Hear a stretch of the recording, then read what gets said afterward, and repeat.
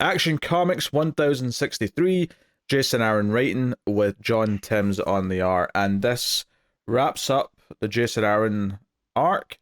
Mm-hmm. I'll be honest, Matt, when I started this, I thought there'd only been one issue of Jason Aaron, and I was surprised it was the ending. I'm Yeah. thankful it's over, though, because I didn't like Yeah. it, but Yeah, there was three. So this is the part three of three.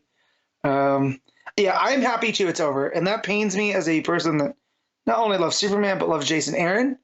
Um, by the time we got to the end of the story, I like what he had to say. This could have been done in an annual size story. We did not need three of it. We did not need to go to some of the certain lengths of the Bizarro justification stuff. Because again, I like what Jason Aaron was trying to say. I just don't like that it took three issues to get there. And, kind of what it seeds for later, that's something that could just easily be forgotten, you know?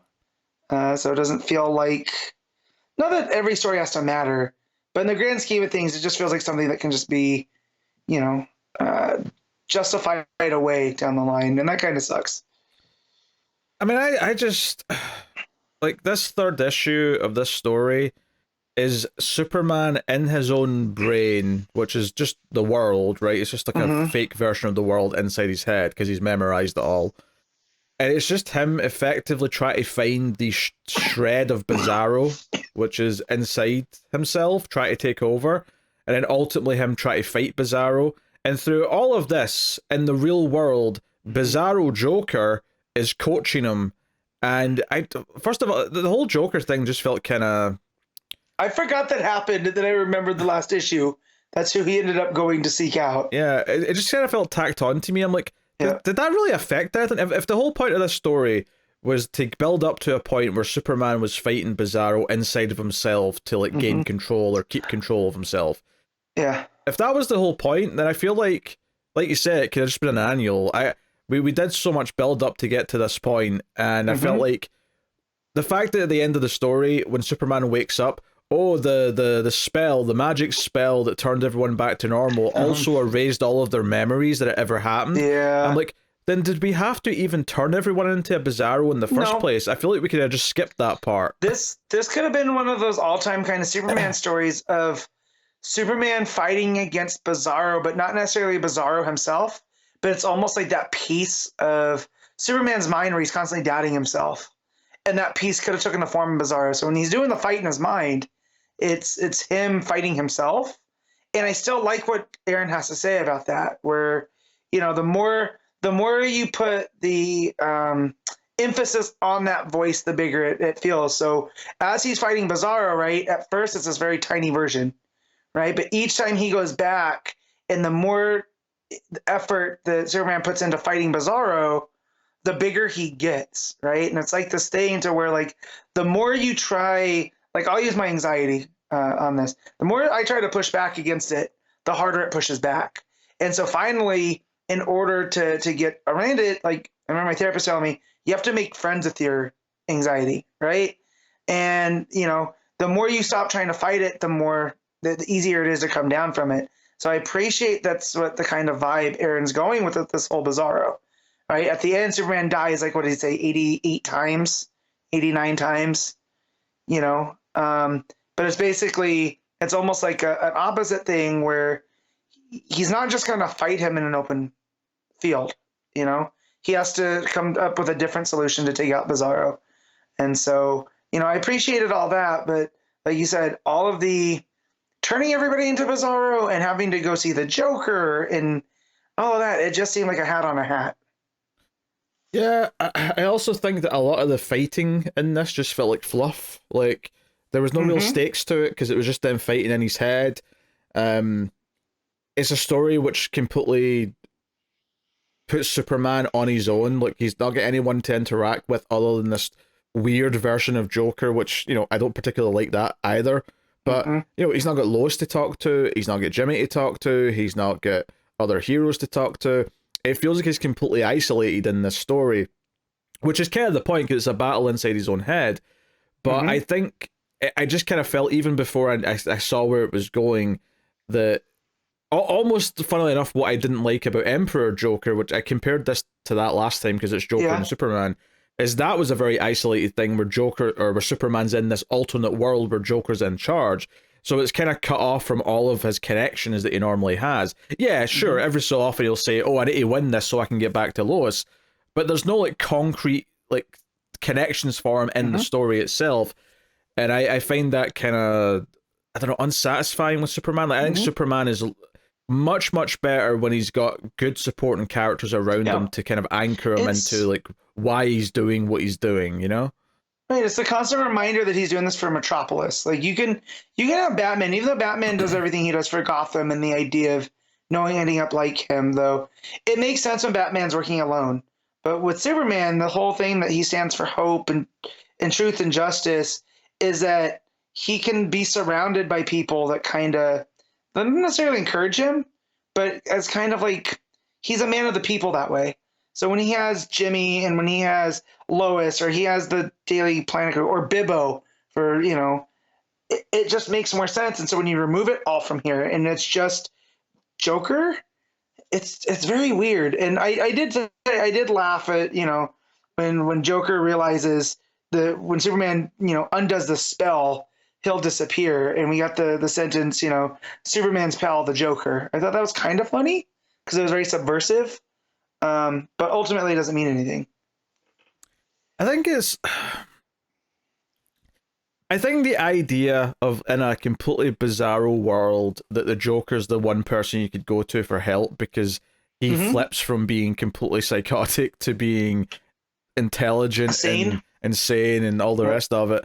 There is something to that idea, but I think the way it was just sort of like jumped to as a cliffhanger last issue, and then this Joker that we get here. I also think it's really weird to do this story with Superman. Like I get that obviously it's a Bizarro story, but I feel like there'd be a lot more dramatic weight to Batman having to work with a Bizarro Joker than Superman, because Superman and Joker don't have much of a connection, really. No.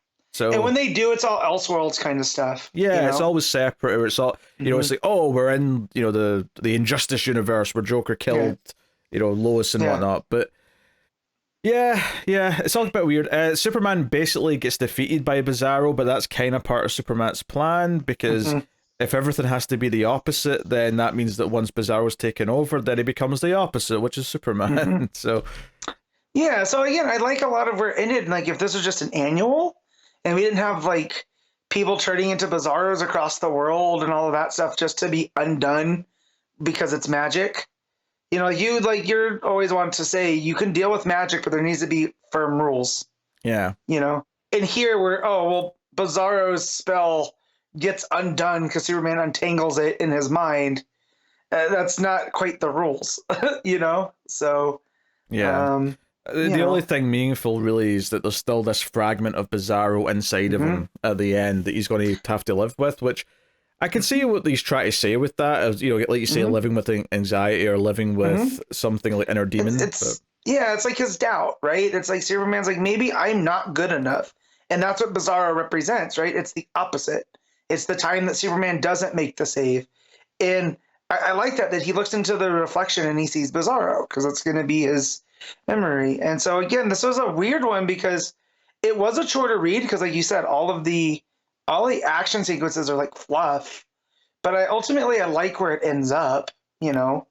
I don't know. Yeah. I'm conflicted. I think literally making his inner demon Bizarro just feels a little bit on the nose to me.